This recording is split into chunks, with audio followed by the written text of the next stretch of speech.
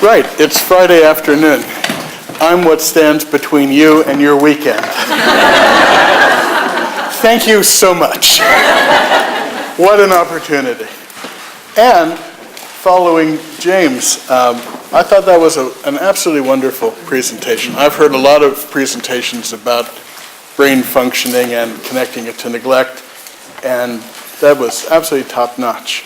So thank you again, Susan, for not only the placement between people and their weekend, but right after James. If you look in your packets very carefully, you will still not see a set of notes from this. I don't have a PowerPoint presentation. I've never done a PowerPoint presentation. At my advanced age, I don't intend to ever do a PowerPoint presentation. Just how it is.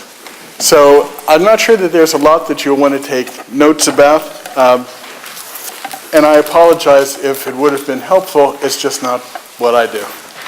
I tried writing speeches, and they just come out too wooden, and I'd rather not bore you. How am I doing so far? Okay, some of you are going to have to leave. It is Friday afternoon. What I would ask, it's fine. You know, people have real lives, and they need to get on with them, and that's fair enough. And so if you do need to leave, please go ahead. If you would applaud on your way out, it will feel more to me like a standing ovation than you're not enjoying it and you're off ski. So that seems like a fair trade to me. Okay, I'm going to ask you a series of questions, and to make it really interesting, I'm going to answer them. I cheated. I knew what the questions were. The first question may be the most daft one, at least at first blush. What's the biggest difference between Las Vegas and early childhood? The casino. Well, okay, there's an answer. Would you like to know my answer to that question? Okay. My answer is that there's the saying, which I'm sure you've all heard, that what happens in Vegas stays in Vegas. Unless, of course, you're Prince William. But we're not Prince William, so what happens in Vegas stays in Vegas. What happens in early childhood never just stays in early childhood. What happens in early childhood is carried over into childhood, and carried over into adolescence, and carried over into adulthood, and carried into your declining older years. Or maybe not declining, but it's carried throughout your life. What happens in early childhood doesn't go away. You are who you are, I am who I am, because of what happened largely, not exclusively. This isn't about determinism. It isn't that if you haven't gotten everything right by age 3, you might as well throw in the towel. James made some points about that, and he's absolutely right. There are good ethical reasons, there are good scientific reasons for intervening whenever you can in a child's life, in whatever way you can that will be helpful. It is never too late to be helpful. It's never too late to do a good thing. That said, nothing that happens in the early years is left there. It all continues. You know this, of course. Some of that is genetic. The fact that some of you have a predisposition to lose your hair at a certain age, or others of you have a predisposition to a serious illness, or other people you know had a genetic makeup that meant that they were born with Down syndrome. Those were all things that happened in very, very early childhood that don't go away. They don't change. We're not going to alter them. At this point in the development of human knowledge and the human species, they are what they are. That may change, but right now it's what's true. And so our genetics help to shape us. The biochemistry of what happens to you when you're in your mother's womb lasts a lifetime. One of my particular interests is in fetal alcohol harm. And it is a risk factor, not a certainty. But if you are adversely affected by alcohol, because the alcohol goes right through the placenta, and when drinking happens, the baby's drinking too. And the baby doesn't have the liver to process it, doesn't have the other systems to deal with it, the baby is affected. And it is something that's called a teratogen, if you want to learn today's new Scrabble word. Teratogen. And what that means is it's a chemical agent that causes birth defects. And alcohol, like German measles, rubella, like radioactivity, like one that is particularly poignant in a British context, which is thalidomide, is probably the best known teratogen. And alcohol is that. And so if a child is affected, what is affected is their executive function, can be other things too, but the point is it lasts a lifetime. That the brain damage and nervous system damage is forever. You can't outgrow it, you can't cure it, you can't come up with behavioral strategies which will make it all better. It will not be all better. Now, I'm stressing that for a particular reason, which we'll get to. So whether it's genetic or biological or environmental, if you are exposed in that womb environment, in pregnancy, if the mother is very stressed, the mother is releasing a lot of cortisol. That cortisol goes right through the placenta too. The placenta is not as brilliant a barrier as people think. The cortisol goes right through. Mother's stressed, baby's stressed. Just how it is. And if you spend the early part of your development being stressed, all the things that James was talking about start, and the connections that are made and the developments that are happening are misshapen from the outset. Now, by way of disclaimer, what I need to say to you is that when I talk about fetal alcohol harm or mother stress or the rest of it, I want it to be understood that that does not make these women's issues. My own belief and experience is that men get let off the hook way too easily and way too lightly for their responsibility. A lot of the stresses in women's lives during pregnancy, they're caused by men in one way or another, including there is well-documented evidence about the onset of domestic violence during pregnancy. Thanks so much for that. The point is that men can be part of the problem or part of the solution, can be part of supporting good health or can detract from good health from the very outset. And so even though I talk about pregnancy and I talk about these issues, please don't hear it as this is just about women, because it isn't. What's most distinctive? This would be the second question. What's most distinctive about being human? This is my tough question. Being unique. Being unique. Any other offers on this one? Language and interaction. Okay, language and interaction. Empathy. Empathy, that's a good one. I really felt it when you said that to me. It's from Leonard. No, thank you for saying that to me. It meant a lot to me. Like the time it takes to raise a youngster? That would be the one I had in mind. Doesn't make it more right, but that was the one, which is that no other species is so helpless and so dependent upon adults of that species for so long. That's one of the things that makes human beings what we are. And that has implications for why we're here today. It underlines the importance of that social interaction, because babies, unlike calves or lambs, are pretty much born helpless. and they stay helpless for a long time. They are entirely dependent upon the adults in their lives to survive, let alone to thrive. And the implication of that is that babies need a strategy in order to get what they need from adults, because without it, they die.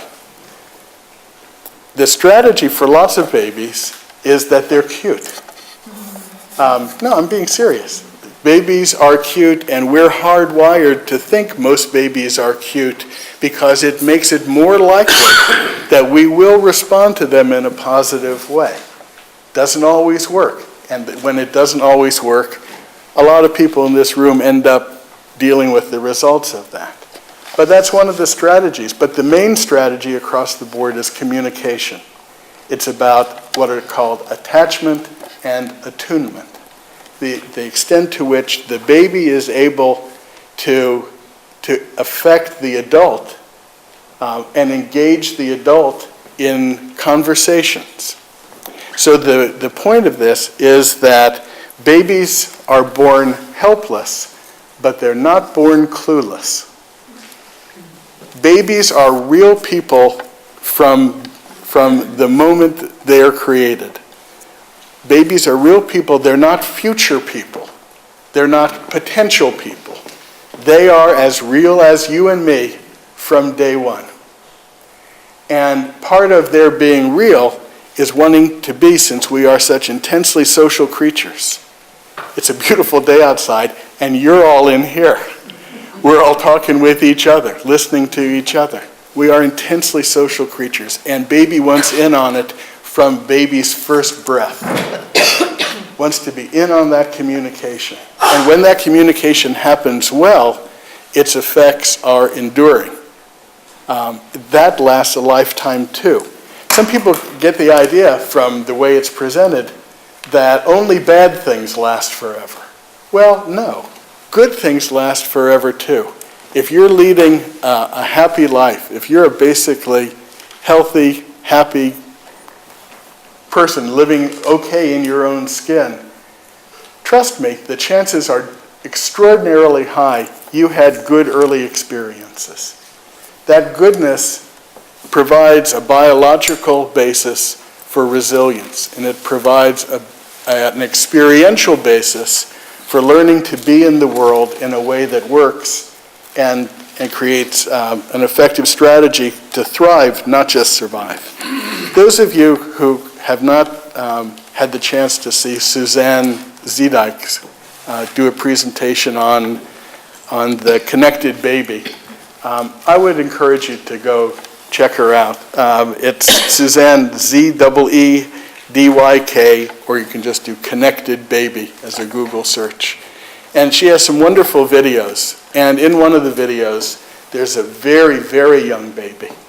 And what it shows in this 30-second video is a showstopper, because it shows a baby and a mom talking to each other, a brand new baby. And the mom is sticking out her tongue and talking to the baby, and the baby is looking, and you can see the attention. You can see how riveted it is on the mom's face, and it sticks out its tongue, and it goes back and forth like that. And then under instructions from Suzanne, the mother stops and goes like this, and just doesn't react. Doesn't harm the baby, doesn't hit the baby, doesn't abuse the baby, just stops reacting, just stops the communication. And as you watch this baby, what you see is that the baby gets confused. What happened? We were talking. What happened? We were having empathy with each other here. This was working. And all of a sudden it stops. And the baby gets confused, and then the baby gets frustrated, and then the baby gets angry. Because all of a sudden, its new version of how life works has been disrupted. It is a compelling visual example in less than a minute of what neglect looks like and the effect that it has.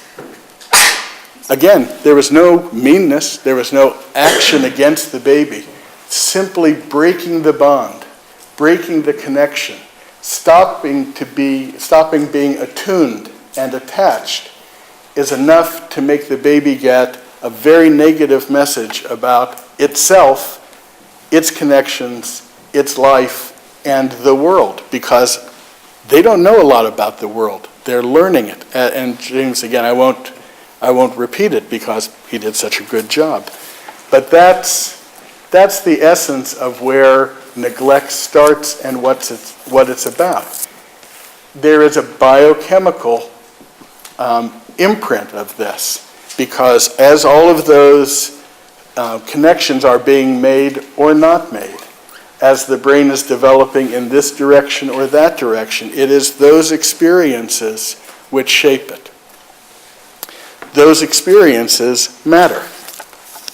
So one definition of neglect, from my perspective, is, we talk about a baby being helpless. And you all understand what that means. But let me try the same word a different way. That if what babies need is help, understanding the world, understanding themselves, understanding communication, then a neglected baby is one who is without help.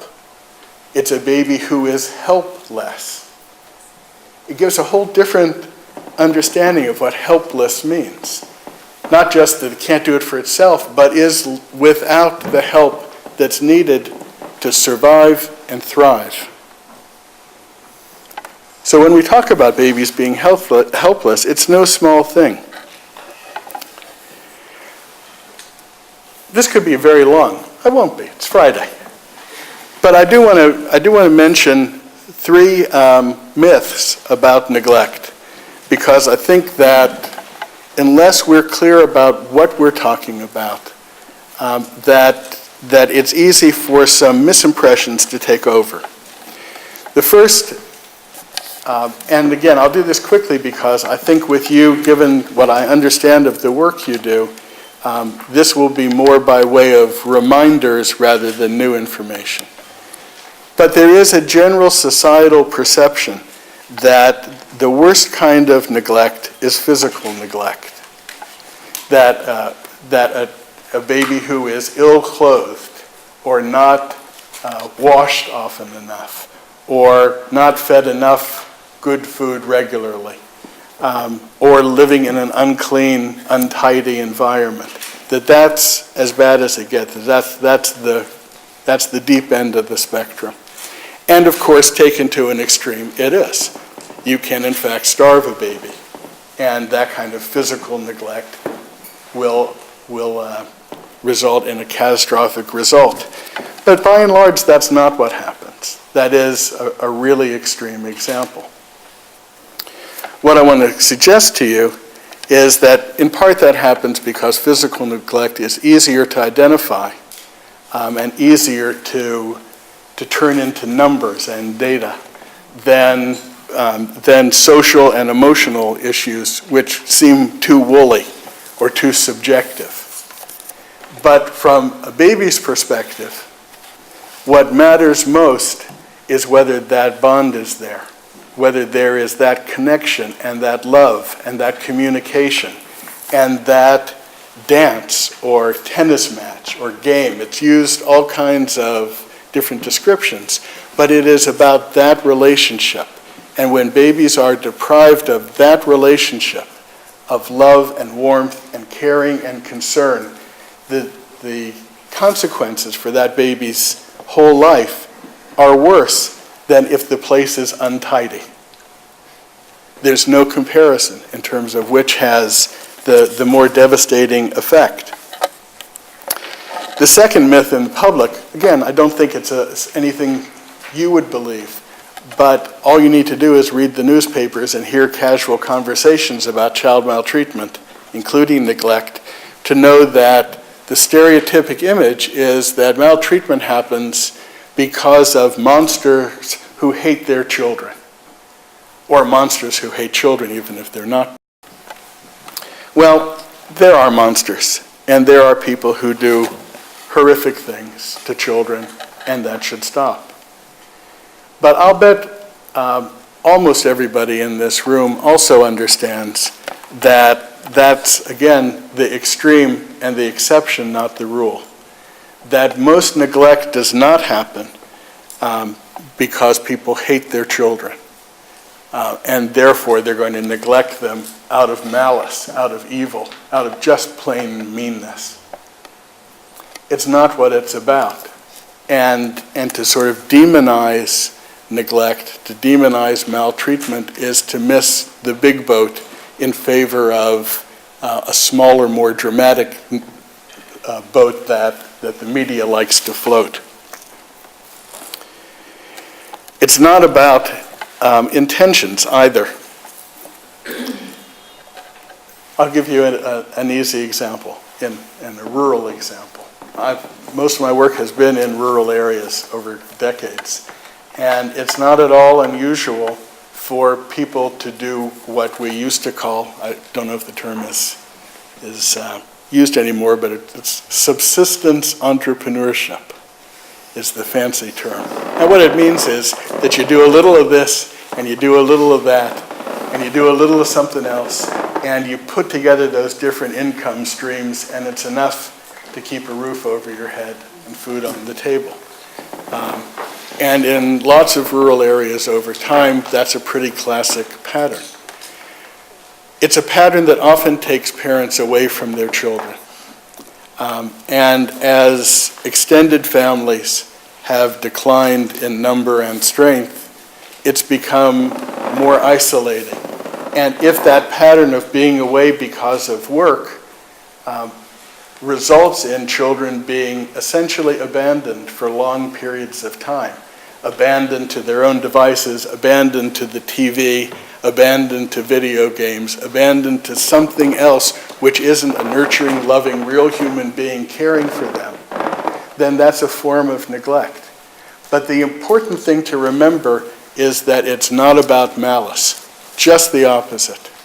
That lots of low-income rural parents are incredibly hardworking, and they're doing it out of love. They care deeply about their child, and they want their child to have a roof over her head and food on her plate and warmth in the house.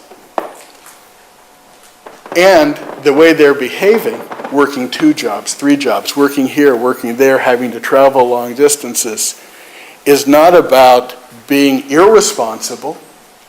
What it's about from the parent's perspective is being, if anything, hyper-responsible.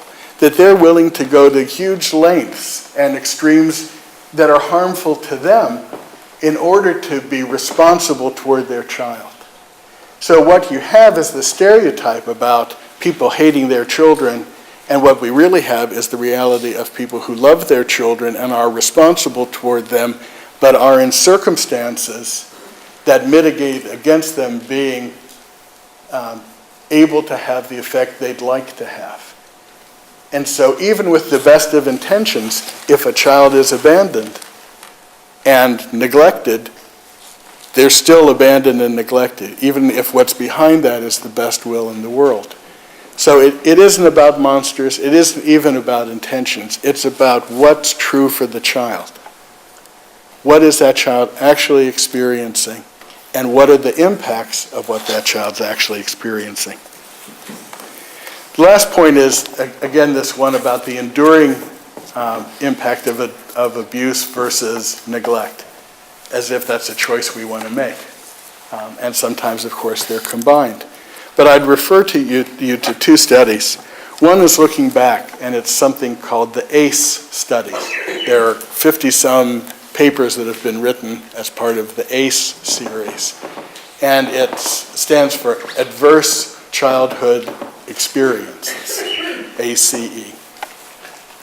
And essentially, there's an insurance company in the States, and they did this massive study of their own, in a state's context, they're not doing badly off because they can afford insurance. These are reasonably middle-class, ordinary people. And this is looking back over their lives. And what they found was that the people who had the worst health problems, which is why they financed this study, were the people who had the most adverse childhood experiences. That the evidence is just overwhelming that adverse childhood experiences, including neglect, lead long-term as adults to serious illnesses and often earlier deaths. It's not trivial stakes for which we're playing in our work. And they're not stakes that go away once the child grows up. They remain. Complement that with something called long scan, which is the longitudinal study of child abuse and neglect. And this, again, pardon my accent and some of my frame of reference, but this again is from the States. It's a series of centers which have been following children identified at 2 years of age as being maltreated, either abused or neglected. And they've been studying these same children, helping them too, but studying them for more than 20 years. And what they've found a lot, again, dozens and dozens of research papers. But the take-home message from LongScan is that neglect is more harmful than physical abuse. And it's more harmful because the children for whom neglect was the main event are showing 10 years later, 15 years later, 20 years later, to have worse outcomes systematically than the children who were abused. And they don't know what the real answer is, but a hypothesis at the moment is that even if it's a twisted way of showing it, that abuse is a form of connection. It's a form of caring. I care enough about you to smack you around, to teach you a lesson that I want you to know. I mean, there's something, again, twisted as it is, the hypothesis says that it feels like caring of some kind, as opposed to neglect, which is feeling like nobody cares about me, that nobody wants to know me, it doesn't matter to anybody who I am or what I do or what becomes of me. And that's internally much more devastating message than that from physical abuse. The other thing that comes out of LongScan that's worth noting is that it is the duration and repetition that matters more than the drama.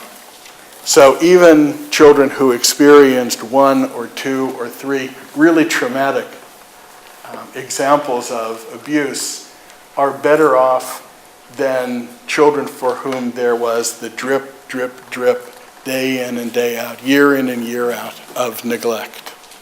That it is that pattern that makes the results worse. Well, what's this got to do with rural Scotland? A place, by the way, I've been working in longer than some people in this audience have been alive. I first came to rural Scotland about 35 years ago. And when I was working in rural Scotland at that point, one of the things that I want to share very briefly, a couple of experiences that I had. One was of going to a school, pretty remote wee school, where there had been a child who came to school, regular school age, and didn't speak. Couldn't speak. Had vocal cords, the child was neither deaf nor dumb, but didn't speak because the child had been raised in an essentially silent environment. His parents were very, very, very quiet. Living out on a farm, there were no other neighbors, no other kids, just the family. They didn't have a TV, they didn't play the radio, and so the child didn't hear much human language. It was as minimal as is imaginable. And the result of it was the child came to school and didn't speak. Now, is that neglect? It's interesting because they weren't bad parents in the sense that they hated their child. They weren't trying to harm their child. There was no malice there. There was no intent. How can we make a child who go to school unable to talk? There was none of that. They never abused the child. But that was that child's reality. There was another child who I remember, and I didn't know enough at the time to recognize the signs of fetal alcohol spectrum disorder. But this child clearly, in retrospect, had fetal alcohol spectrum disorder.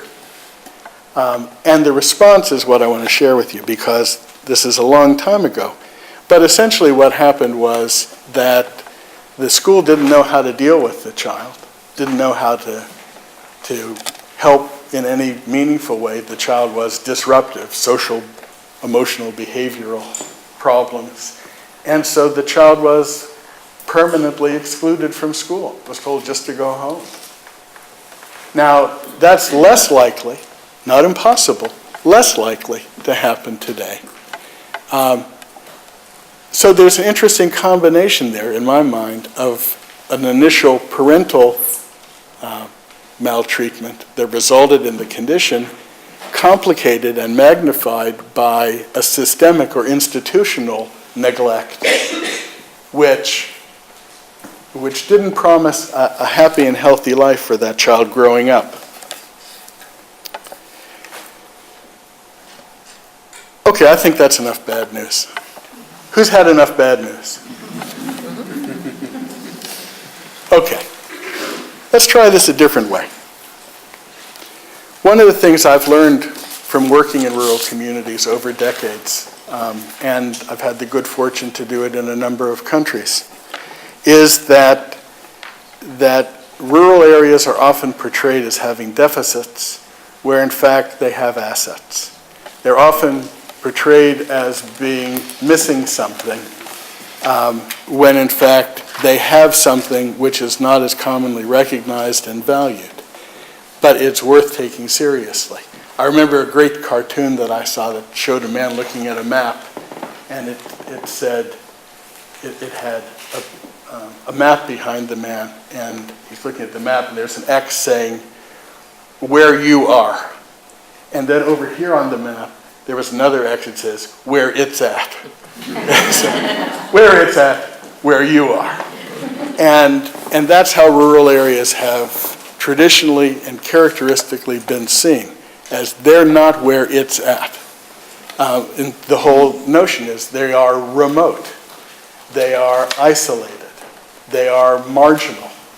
And it is by definition and by the very language of it, a manifestation of what a colleague of mine used to call metropoliana, which was the notion that people would all move to the cities and live happily ever after.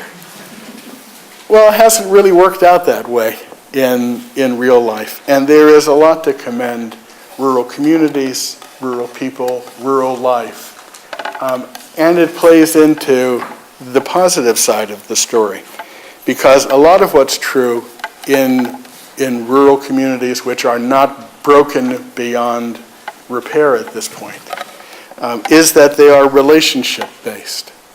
And that actually is a good thing. Human societies work better when they are relationship-based rather than consumption-based. The world doesn't boil down to how much stuff you own, and it doesn't boil down to how many professional services are at your disposal.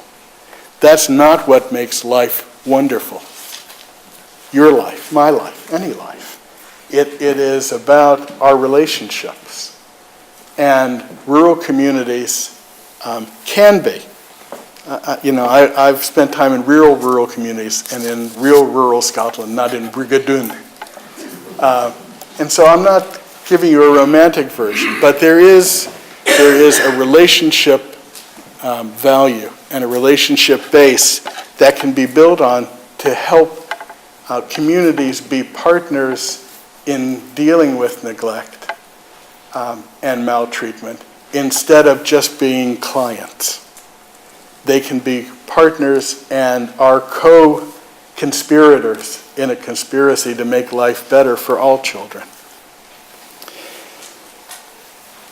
One of the things which often is said, and it's not that it's not true, it is true, that there is a tension between a professional who is known to and known by and knows a community. There is a tension there between the professional self and the personal self.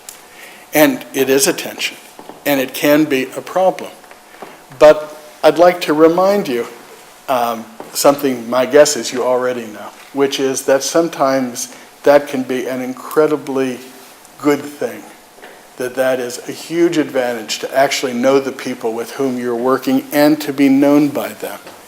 Because when it works well because there is knowledge and trust and respect, and it's mutual.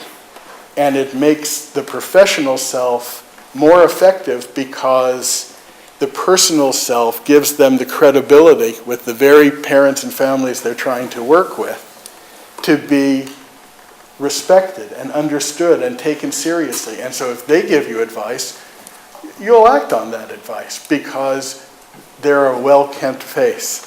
They're somebody you know and trust. It isn't all about having the right answers and the latest technical equipment or the newest research evidence.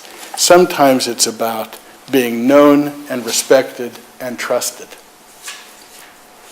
And rural areas are often better in that category, and it is a huge potential advantage upon which to build. They also are communities where people have not forgotten how to do things, or lost a willingness to do things. They are not quite as consumer-driven, where the only thing that you are about is shopping. There still are rural communities where people do a good deal for themselves, and that creates a base of human capital and social capital that can be built on to the advantage of children and families. It allows for a degree of individualization and innovation to go under the system's radar. Now, sometimes that cuts in a bad way. Sometimes that keeps good things from happening because you're under the radar and whatever the issues are aren't dealt with well.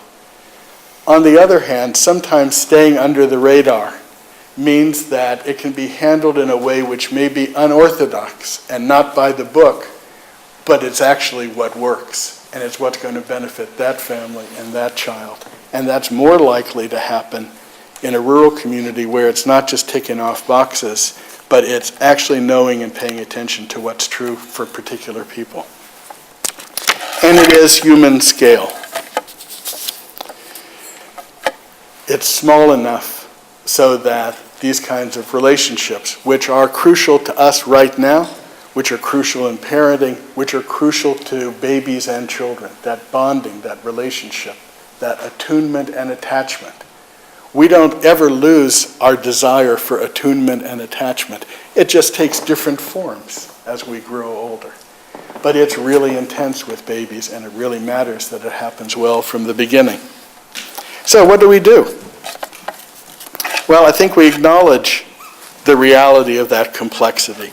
Just like James was saying about the brain, that, what I'm giving you is a very simple version of a very complex reality. But I think there are some things that come out of the understanding that I've gained and that Wave Trust has gained over the years. And one is that the way we deal with maltreatment as a whole, and neglect included, is to respond to it. And of course, that's good.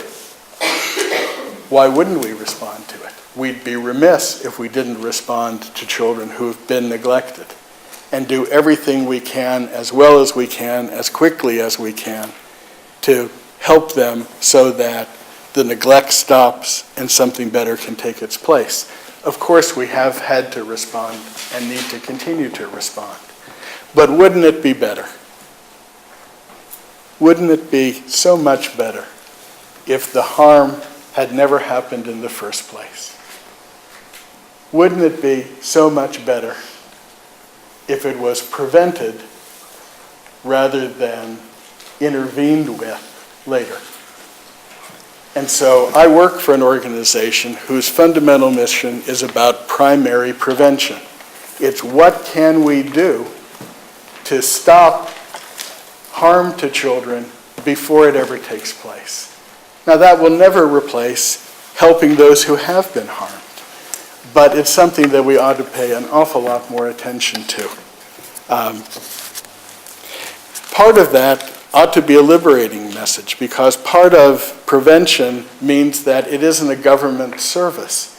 It isn't something else the local authority is saddled with that it has to do by itself on shrinking budgets. Prevention is happily something which can engage with the wider community and lots of people doing lots of things that are helpful if they're encouraged, if they're supported, if that is also nurtured. So, Wave Trust says that its goal is to reduce child maltreatment by 70% by the year 2030. How daft is that? When I first heard it, I had to think about it a long time, because it wouldn't be right for me to take a job promoting an idea I didn't think was real, was meaningful, was worth promoting. I'm here today representing WAVE because I do believe that it's real. What I don't believe is that there can be a dramatic reduction in child maltreatment simply by tweaking the system, simply by asking more of each of you. Work harder, work better. That's not going to cause a massive reduction in child maltreatment. There was a new study last week from the NSPCC called Are Our Children Safe? And one of the things that it says, and you can make up your own minds about the credibility you want to attach to it, is that for every one child who is known to be maltreated, there are, by their estimates, 8 more who haven't been identified, who aren't on a child protection register, but who are in fact being abused or neglected or harmed in some other way. Whether you believe that particular figure or not, the general point, I think, is indisputable, which is that there is a lot more maltreatment happening than is officially known and officially reported and officially dealt with. So if reducing the overall amount of maltreatment actually happening is on your shoulders as professionals, we don't have a chance. You're working as hard as you can, as well as you can now, or are in the process of improving in all the ways you can now. The notion that we can just add 8 times more to your workload is a joke. It can't happen. So how's maltreatment going to be reduced in dramatic ways if it's not by government, if it's not by professionals, if it's not by service delivery? Well, I think the answer to that is that we have to turn the issue on its head. And that what we have to do is talk about what we want to see, not just what we want to stop. Mr. Beveridge, who you know was responsible for the creation of the NHS, once said that, because that was created right after the Second World War, for those of you who are young. And what he said was, we've just spent years as a society fighting against an enemy. What we need to do now is fight for what we want as a society. And it's the fighting for. And in WAVE's context, what that means is that what we want to fight for, what we want all of you to help us fight for, is really very simple. We think that every baby should be wanted and nurtured, and that every parent should be prepared and supported. Think for a minute about what the world would look like if every baby was wanted and nurtured, and every parent was prepared and supported. It would be a world in which child maltreatment would in fact dramatically decline. because it would address the causes of child maltreatment, not just in individual parents, but in us as a society. And because it's us as a society, we all have a role to play. The saying is that no one can do everything, but everyone can do something. And it's the finding the something as people, as family members, as parts of communities, as people in association with all kinds of networks. What is it that we can do that would help create every baby being wanted, every baby being nurtured, every parent being prepared, and every parent being supported? Because if we do that, we will have cracked the back of child maltreatment. It is about primary prevention, and it is something which I would argue not only is not daft, but is entirely possible. And for those of you who are saying, aye, right, I would remind you of, again, things you already know. Think about 20 years ago now, right? It's 1993. And I want you to remember two things that I'm going to tell you. One is that by 2013, there will be a smoking ban in Scotland. It's 1993, and I'm saying to you, there'll be no smoking in pubs and clubs and in offices and in buildings. What would your reaction to be in 1993? You'd have said, aye, right. It'll never happen. And yet here we are in the same length of time, and it has in fact happened. And it's a great triumph of Scottish society and Scottish public health that it's happened. In my own original context, if you had said to anybody in 1993, all right, 17 years from now, we're going to elect a black president of the United States. I don't know what comes after aye, right, in terms of the impossibility scale. But trust me when I tell you, as somebody living in the American South in 1993, that notion of that happening was just beyond imagination. And yet, 17 years later, there was a black president of the United States. We see it over and over again when we can remember to look for it. There was a period, not in ancient history, when there were 350,000 cases of smallpox every year. If all we had done was to continue to respond after people had smallpox, there would still be an ever-growing number of people with smallpox or polio, or go down the list. 350,000 new cases a year in living memory. Now, the number of cases is 0. Primary prevention can work. Compared to those sorts of things, the notion that we can actually have 70% of babies wanted and nurtured, and parents prepared and supported, that seems like a dawdle instead of an impossibility. Is it going to happen? Well, all I know for sure is that it can. And so I'm going to end, truly, I'm going to end with a favorite story from my former home.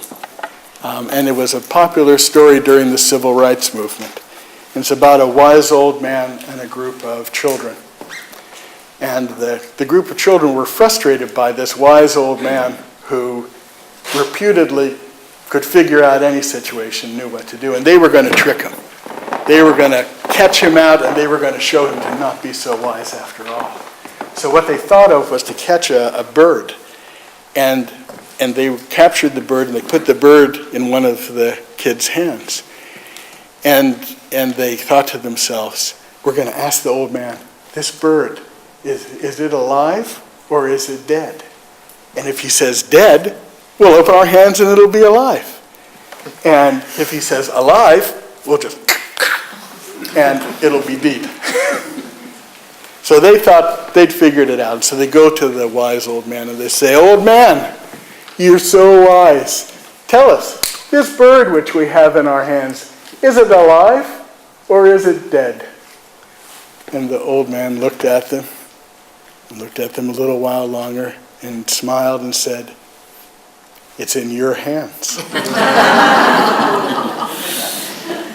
That's what I'd say to you today. As you drive home, remember that it's in your hands, it's in our hands. It is absolutely within our collective capacity as a society to achieve a dramatic reduction in child maltreatment, to not just respond after it happens, but to keep it from happening in the first place. This is within our power, and there's no reason on earth not to take advantage of that opportunity and use our power to that end. It was only last month that the Scottish Parliament passed a motion, cross-party support, that said that Scotland will be the best country in the world in which to grow up. That's great. Made me proud to be a new Scot. Wouldn't one of the definitions of being the best country in the world in which to grow up be that you wouldn't be maltreated, that you wouldn't be abused, you wouldn't be neglected? It's not the whole story, but by golly, if we could prevent maltreatment, if we could prevent abuse and neglect, then we'd have gone a very long way toward being the best country in the world in which to grow up. That's what we're working for. There's not a chance in the world that Wave Trust will make this happen. It will only happen if it's all of us together doing what we can personally and professionally. And that's the rural part of this story, is to remember the power of each. Remember the power of the personal part of your life and the professional part of your life. Make that a creative tension and make that a base upon which to build. Thank you. It's in your...